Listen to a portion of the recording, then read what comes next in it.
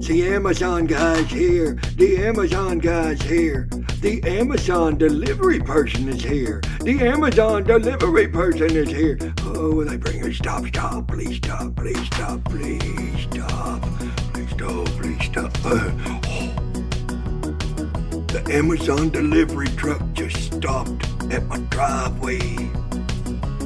The Amazon delivery truck has stopped at my driveway. I'm expecting something very important for the Wildfire WF650C project. Okay, they're probably pilfering the contents of the truck. Drivers on their way to bring it up to the front door. I lie in wait in anticipation of the delivery here on my porch. What are you doing out there? It's not a large box, but it's important. Important to me. It's gonna happen. Yes, yes. Okay, we got it. Sweet. All right, we got it. Give it up here. Well, there it is. My delivery.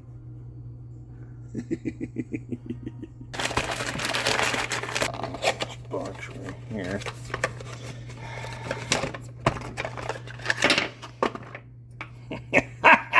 Squat back. Put this on there. Okay. Look at that. On the side here. Okay. Inflatable pool. Yes.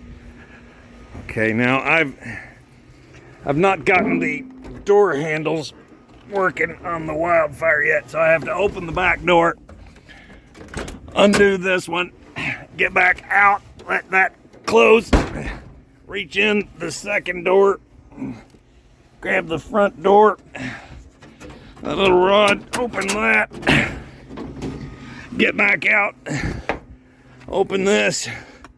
You can tell I've been working in here. There's like 9,000 tools. Now get this, fold the seat back.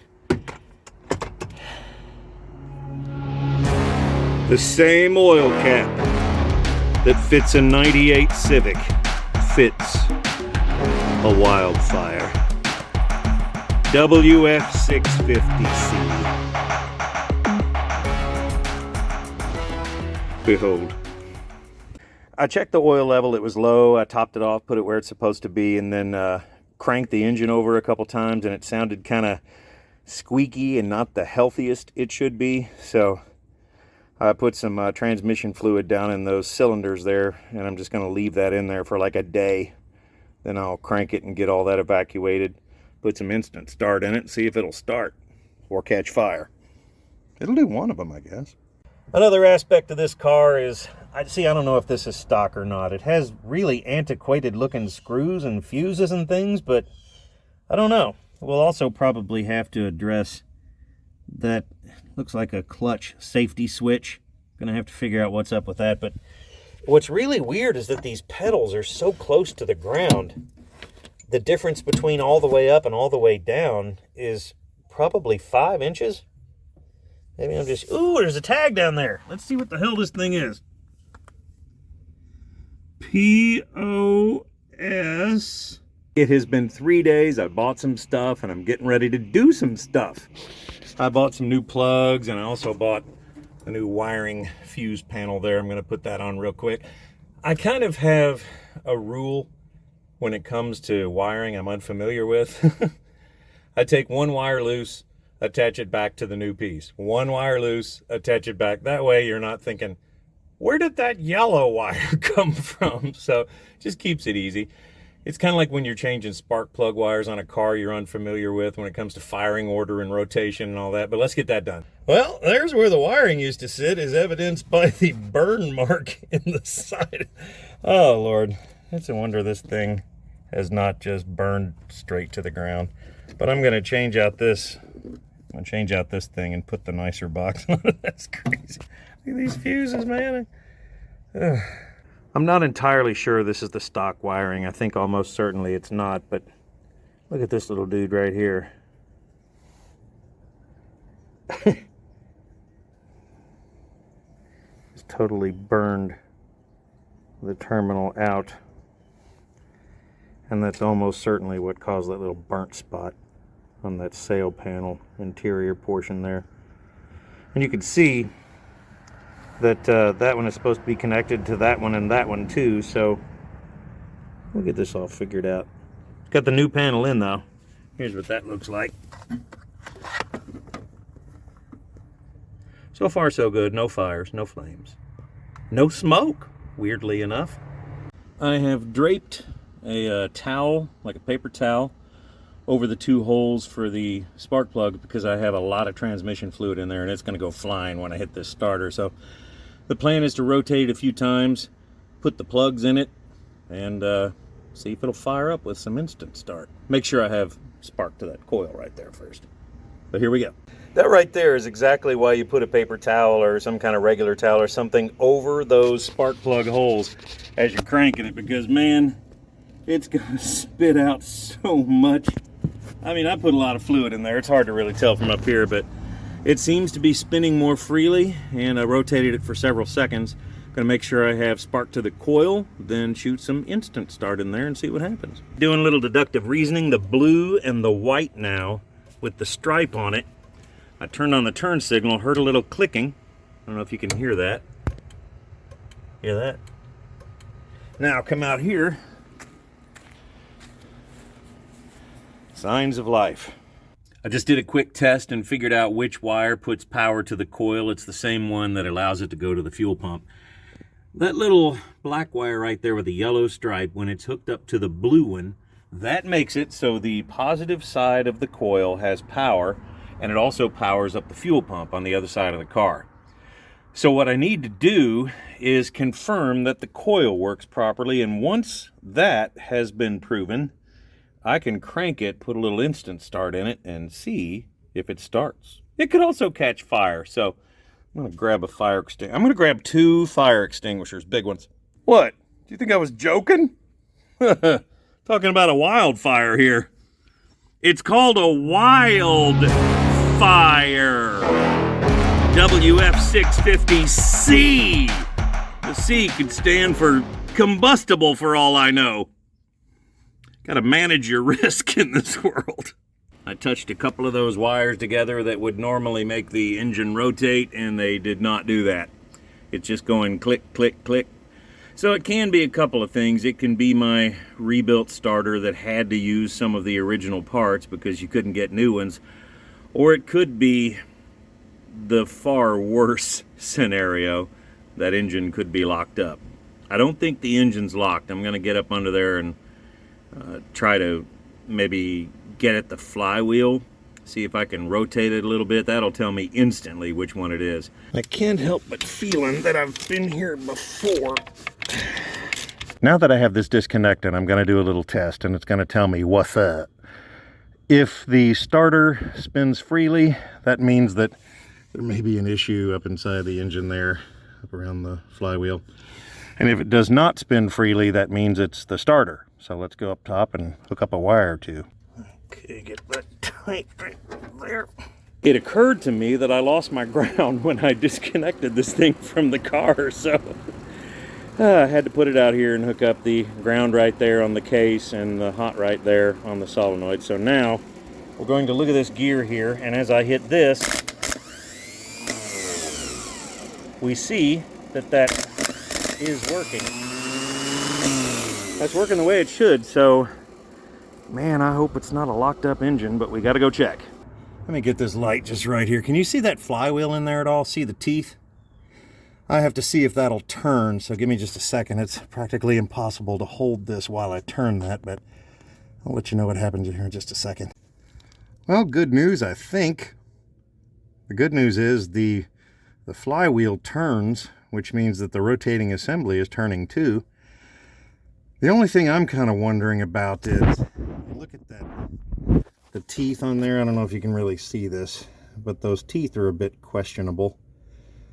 If those are too worn down, that may keep it from cranking, but I'm going to put the starter back on and I don't know, see if I can get something done here. I rotated it just enough where maybe if it was on a bad tooth on the flywheel, it'll be okay now, but let's hook it back up.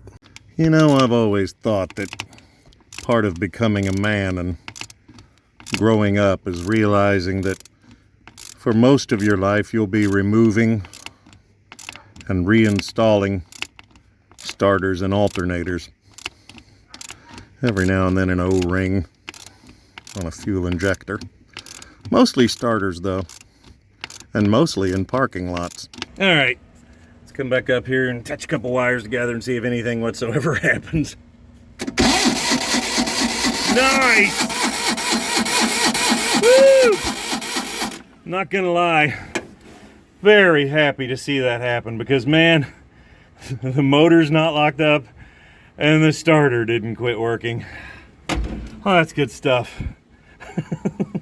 I've been out here sliding under this car 10 different times. What about that new oil filler cap? Ooh. Not trying to brag, but that's an Amazon piece. All right, let's see what we got here. Sprayed a little instant start in the back cylinder only, but that should be enough to at least make it go or something like that. Or fire.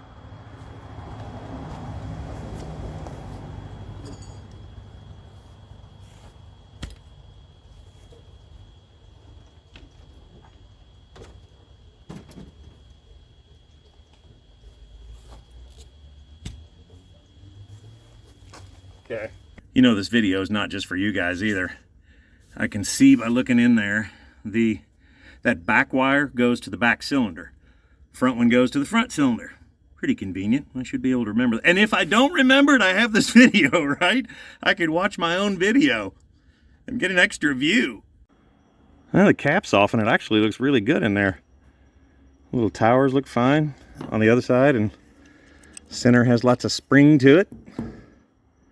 Those contacts, yeah, I'm still gonna hit them lightly, but nothing looks crazy in there. Let's move on down this way. Can you see the rotor button down there, the blue thing? I'm gonna touch these wires together, see if that rotates. Very good sign, very good sign. That means that the camshaft, timing chain, and all that stuff is still connected, which is good. One of the objects of doing these tests like this is to narrow down what's working and not working, and it's looking like this coil may be the culprit. Good thing is these are crazy cheap. This is one that's, I mean, this is so universal. Pretty much every Chevy's had it since the 50s, maybe before. But guess we'll have to get one of those, but I'm going to check it first. I'll show you how that's done. I have made it so the coil wire coming straight off the top of that coil is coming right over to a ground, and I cranked it a few times and there's no spark there. So man, it sure does look like that coil's the culprit. Also, when I was over on the other side, I noticed the carburetor had quite a bit of gasoline in it. That could also mean that there's fuel but no spark, so it's not burning it. Off to get a coil.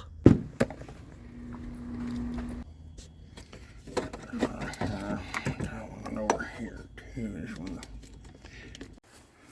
WF650C. Well, I gotta admit, it's nice that they marked this so I would know which one is 1 and which one is 1. I forgot to tell you guys about this whole Facebook Marketplace thing I did. You know, sometimes you see an ad and it says free and you click on it and it has dollar amounts and it's not free.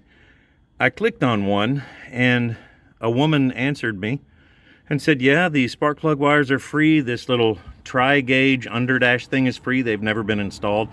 And some like air filters and oil filters, and she gave them to me. So Wildfire needing some plug wires, and it only needs 2 plus the coil wires. So it's like a karma intervention.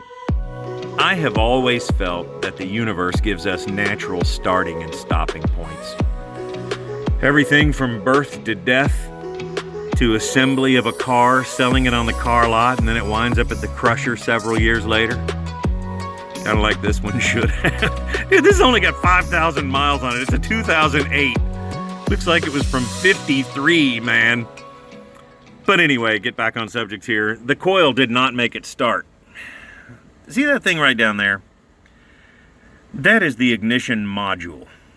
And that's the only other component in the ignition system that can make it not spark, which is the condition it currently has. So this seems to be a natural stopping point. I'm going to go inside, watch some videos, check some numbers. I hope that ignition module has some part numbers on it. And I'll have to get a little research and see where I go from here. Well, there's the offending part right there. It's a JFT149L, 14 volts, 750 watts through 1,000 watts. The rest are Chinese symbols, and I don't know those. On the back, it looked as if it had some of that white, not an adhesive, but kind of a lubricant sort of thing that you put behind heat sinks on a lot of American cars. We also see it has 5 wires. I'm gonna have to figure out what this is. I'm gonna look up that part number on Amazon. But for right now, this does look like it's one of those natural stopping points. I'm gonna have to get one of these and, I don't know, maybe go to one of the local scooter shops and see if they have access to something like this. There's a screw in the back. I wonder what that is. That may also be a rivet. It's hard to tell. It might be a bit of a red herring that means nothing. But there it is. That's where we have to stop this one. The wildfire does not start on this day. But it will, damn it! Even if I have to put a turbo Hayabusa engine in it. It will!